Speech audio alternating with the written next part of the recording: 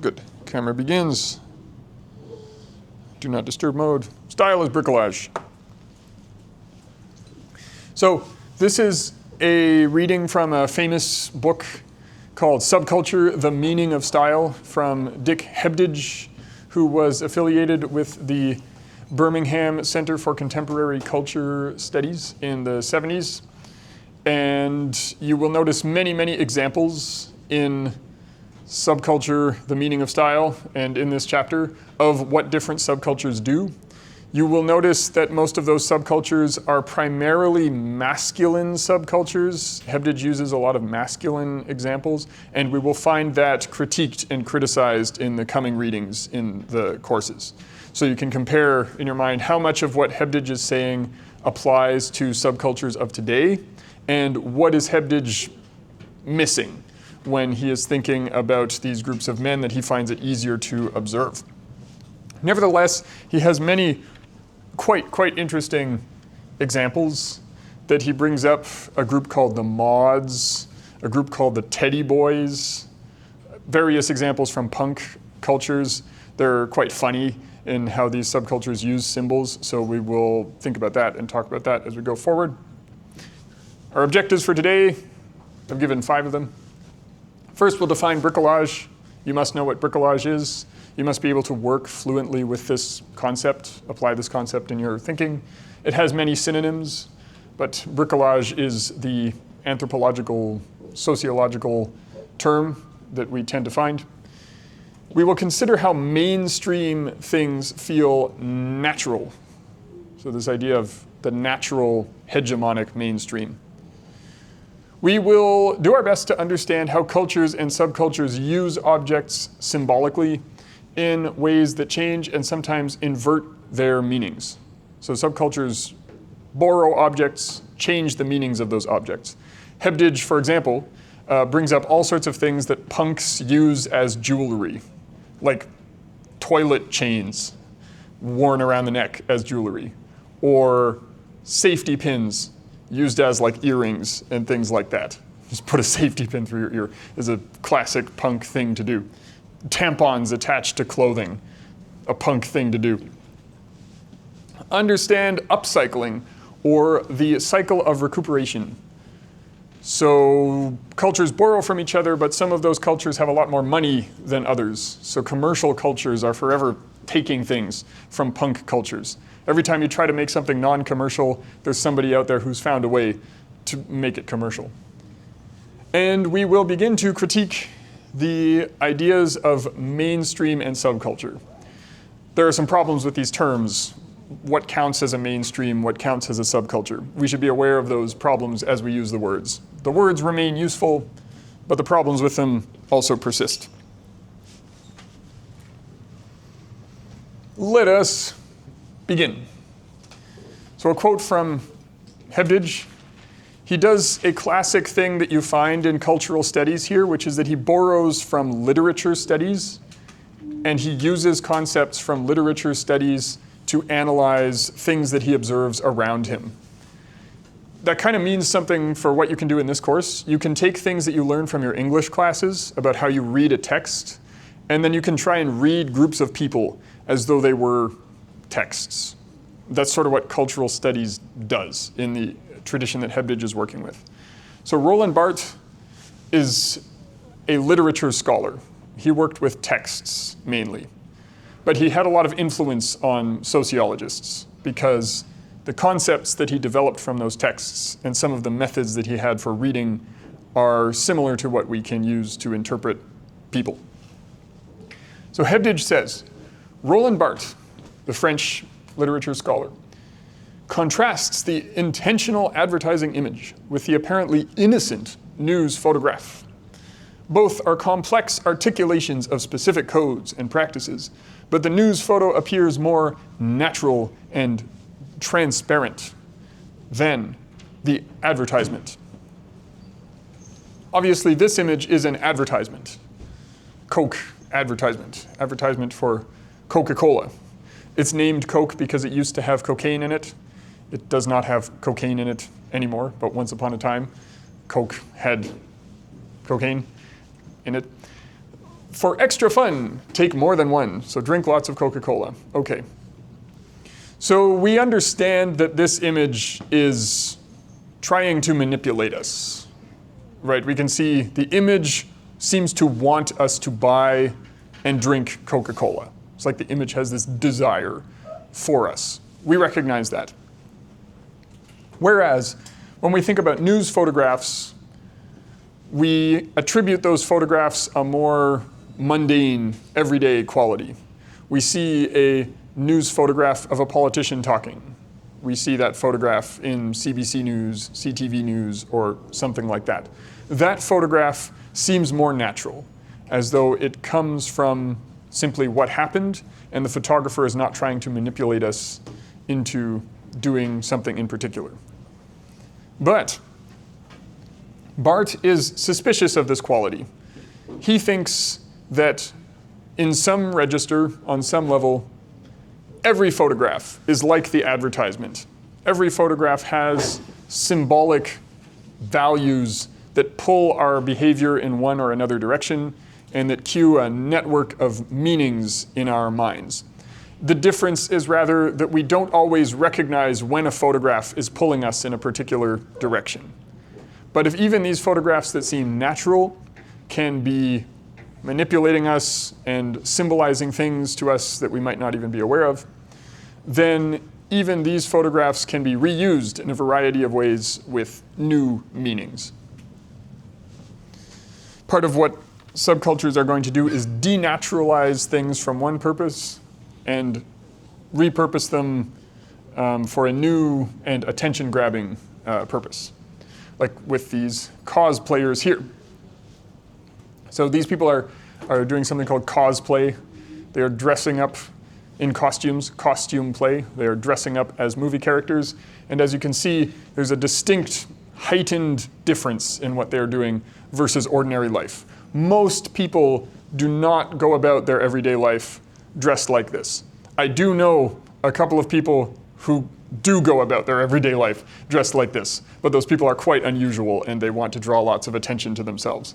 But these people are a little bit like the advertisements when they dress up like this. They are obviously consciously doing something to our brains with the clothing that they are wearing. They are symbolizing things to us with these flashy pink colors.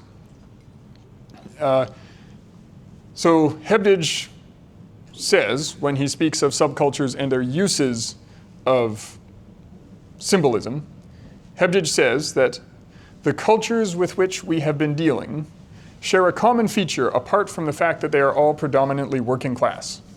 They are, as we have seen, cultures of conspicuous consumption. I'll come back to that term in a moment, conspicuous consumption. Even when, as with the skinheads and the punks, certain types of consumption are conspicuously refused. And it is through the distinctive rituals of consumption, through style. So implicitly here there's a definition of style. Style is rituals of consumption. That the subculture at once reveals its secret identity and communicates its forbidden meanings. You can put forbidden in scare quotes here. They're forbidden, but they're also advertised to us. There are many layers of meanings, not all of which are directly acknowledged. It is basically the way in which commodities are used in subculture which mark the subculture off from more orthodox cultural formations. So these cosplayers are from much more recent times. These are cosplayers from the 2020s, in contrast to the subcultures that Hebdige was talking about from the 1970s. But they share these qualities of consuming things. So consuming this toy, for example, this toy microphone. So this person is play acting with this toy as some sort of pop singer, presenting themselves in the garb of a pop singer, even though that's not what they are. And there is a performance to this. These people are commanding our attention. They are directing, commanding our attention. Perhaps the forbidden meaning of this image is that these people have a certain amount of power over you. They make you look at them by standing up. Perhaps that's one of the things that they are performing. It's a little bit subversive because the hairstyle that this woman has here, this dual ponytail hairstyle, is often associated with young children.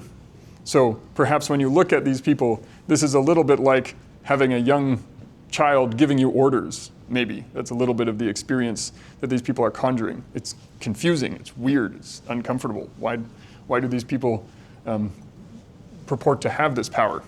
And yet that's what subcultures do. They challenge our sense of what is natural and how things are supposed to be. And they use lots of commercial products to do this. They buy things from the store. Oftentimes those things are cheap. When we talk about subcultures being working class, so Hebdige here is referring to largely youth from communities whose parents needed to work constantly to earn enough money to survive. We can distinguish working classes from leisure classes of people who have so much money that they don't even need to have jobs. Working class people need to work. Some working class people are richer, some working class people are poorer, but they share this property of needing to work. However, subcultures are performances of leisure. They are not usually paid to be parts of subcultures. These people who are doing subcultural activities are often doing leisure activities despite being working class. So you can think of that contradiction. And they're buying things from the store, and they're using those things from the store to express themselves in ways that change the meanings of those things. So they're not just buying action figures and playing with the action figures. They are buying toys and using those toys to pretend to be someone. Then they're getting together with other adults to pretend to do things together. Conspicuous, by the way, means obvious. Conspicuous means obvious and attention-grabbing. So they're not just consuming things, they are consuming things in ways that grab your attention so that you observe them and think, wow, that person is consuming that thing. So when we come to how bricolage relates to this, so I'm going to read this quote from Hebdige summarizing the work of Claude Lévi-Strauss. A little bit of interdisciplinarity happening here. Claude Lévi-Strauss was an anthropologist, which is slightly different from a sociologist. Lévi-Strauss was working within a modernist framework in the early 20th century. And within that modernist framework, we find some language that is prejudicial towards certain cultures around the world. Nowadays, we should not talk like this, outside of quotes, I should say. This concept of primitive peoples, what does that even mean? We know now to question that, but in the mind of Claude Lévi-Strauss, he made a distinction between different stages of technological development, where the more devices and communication technologies a group of people had, the more they were advanced in his mind. So in his paradigm, you could therefore travel around the world and find people who didn't have typewriters and mail systems and things like that. And somehow those people would inform us about how humans used to live. We know now that the world is more complicated than that. In any case, here is how this concept of bricolage came to us through Claude Lévi-Strauss. So in The Savage Mind, Lévi-Strauss shows how the magical modes utilized by primitive peoples, huge scare quotes around that, superstition, sorcery, myth, can be seen as implicitly coherent through explicitly bewildering systems of connection between things which perfectly equip their users to think their own world. These magical systems of connection have a common feature. They are capable of infinite extension because basic elements can be used in a variety of improvised combinations to generate new meanings with them. Improvised combinations is the essence of bricolage. A bricoleur is somebody who makes improvised combinations of things to create something new. So when we think about a punk putting together a new piece of clothing out of patches, somebody adding patches to an old leather jacket or denim jacket or something like that, patching together things that used to be something else. Or if we think of somebody putting together a fashion garb where they wear a shirt that advertises Coca-Cola and they wear pants that advertise Adidas, they are not really advertising those brands. They are not telling you that you should buy Coca-Cola and Adidas. Instead, they are making a statement about consumer culture and their involvement with it. Maybe they think it's funny to be a walking Coca-Cola billboard. Maybe they think it's nostalgic for olden times in which people thought Coca-Cola was better for you or something like that, or Coca-Cola drinking was more widespread. In any case, putting old things together in new ways is what bricolage does. And for Claude Lévi-Strauss, many cultures around the world are characterized by bricolage. The opposite of bricolage, by the way, for Lévi-Strauss was engineering. He thought of an engineer as pre-planning the meanings of things and the ways in which they would work together. Personally, I tend to think of engineering as a special type of bricolage. That's a difference between modernism and, you could say, postmodernism. By the way, when I upload these lectures on YouTube, occasionally a right-wing commentator finds me on YouTube, and then they say things like, postmodernist detected, or something like that. For some reason, the far right of politics hates postmodernism and thinks that I am a postmodernist. I'm not sure that they know what that means. I'm also not sure that I know what that means, but weirdly, postmodernism is a strange term of abuse among the right for some reason. Anyway, bricolage. Improvised combinations of things. Bricolage happens everywhere. You do it every day in one or another situation. In this way, the Teddy Boys' theft and transformation of the Edwardian style, revived in the early 1950s by Savile Row for wealthy young men about town, can be construed as an act of bricolage. Edwardian refers to an era of British rulership, so King Edward. In the United Kingdom, where Hebdige is writing, time is marked off in who is king or queen at a particular time. So you can speak of Victorian England, Edwardian England, and so on. Similarly, the mods could be said to be functioning as bricoleurs when they appropriated another range of commodities by placing them in a symbolic ensemble, which served to erase or subvert their original straight meanings. Straight here meaning this idea of mainstream, the uses which people don't usually question. Thus, pills medically prescribed for the treatment of neuroses were used as ends in themselves. You know this from the cultural meaning of drug use. And the motor scooter, originally an ultra-respectable means of transport, was turned into a menacing symbol of group solidarity. What do we mean by this? This is a still from a music video called Emotional Motion Sickness. The performer is Phoebe Bridgers, who is a country artist. And in this video, she dresses up as a mod, and she rides a motor scooter down the street. Behind her, you can see a car with a driver who she is annoying because she is zigzagging down the street in this motor scooter at about 5 kilometers an hour. And obviously the car wants to be going faster than that. This is what the mods did with their motor scooters. They were very annoying with their scooters. Actually, I should correct this. She is, I think, just riding a foot-powered scooter. I can't remember whether she's riding a motored one. In any case, this is a mod-themed music video. So something that Hebdige points out about how mods, this subculture called mods, used fashion like this is that it's like they're making fun of it. Traditionally, a black tie dress code is ultra formal. It is an ultra out of the ordinary dress code form, a black tie event. You would see black ties at funerals. Phoebe Bridgers here, the country singer, is not going to a funeral. She's going to a lesbian karaoke bar. So she is making fun of people who wear this fancy dress code. She is, in a sense, abusing this form of dress. She is misusing it.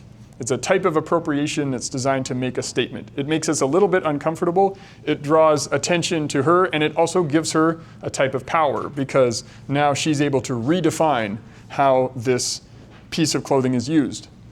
And it's not completely disrespecting the piece of clothing either, because you could think maybe the lesbian karaoke bar is as important to her as a church would be to somebody else in her family. Maybe. It's possible. There is an ambiguity here to how people use these symbols. And in the context of the video, I think actually the karaoke bar is quite important to her. You could watch the video and ask just how much. It leaves that ambiguous. As a result of this new meaning generation process that subcultures do, they give new value to the symbols that they use. And from that value comes commercial interest. So companies then take up these symbols and they resell those symbols. For example, among rave culture, there was a tradition of using ecstasy, MDMA, a drug that I would advise you strongly not to use nowadays because it is often contaminated with fentanyl. So it is not safe. Please do not use MDMA. It was never really safe, but now it is extremely unsafe. In those cultures, people started putting the symbol of an ecstasy pill on their t-shirts. It would be a giant happy face on a t-shirt. It would be round like an ecstasy pill. This comes from people stamping their own pills. So they would take the drugs, and then they would get a pill press, and then they would stamp the pills, and they could stamp the pills in whatever shape they wanted. So naturally, if people felt that ecstasy made them happy, they would stamp it with a happy face. So people would go to raves wearing this fashion form. However, from there, commercial firms started mass producing and selling these t-shirts with the happy faces. And then rave culture, the people going to raves were annoyed by this and they lost interest in this fashion. So it is no longer cool to go to a rave wearing a happy face t-shirt. So this is the cycle. Subculture innovates something to escape from the mainstream of how everybody is using something. They innovate something to distinguish themselves. And then commercial firms, commercial producers start using that innovative symbol to make something that people want to buy. And then the subculture has to innovate again to make new symbols and new meanings that commercial firms do not already have dominance over. You can think of subculture as a process fleeing from the dominant forces in society. That's why we speak of each successive subculture as it is being enclosed by the mainstream. Okay, I think I repeated my objective slide at the end to make sure I actually did these things. So did we define bricolage? Yes, bricolage is improvised combinations of things. Did we consider how mainstream things feel natural? Probably not enough yet. So if everybody is doing the same thing all the time, we don't need to think about it. If everybody is doing something, it doesn't need thinking about, we simply do it. So when we speak of mainstream culture, subculture theorists are usually referring to mainstream culture as that which we do together without thinking about it. And then that means that when we do something subcultural, we need to think about it, and thus subcultures distinguish themselves from the mainstream. Do we understand how cultures and subcultures use objects symbolically in ways that change and sometimes invert their meanings? A little bit. We'll talk back and forth more about that. And did we talk about upcycling, the cycle of recuperation? So this is the cycle where the mainstream encloses each successive subculture. From there, we'll do some critiquing of these ideas in a few moments. So you can think about what you do not trust about the ideas of mainstream versus subculture. Is there such thing as a mainstream versus a subculture? The answer is yes and no, in some ways not. So you can make a note of the ways that you don't completely trust these concepts, and we can talk about those more in a moment.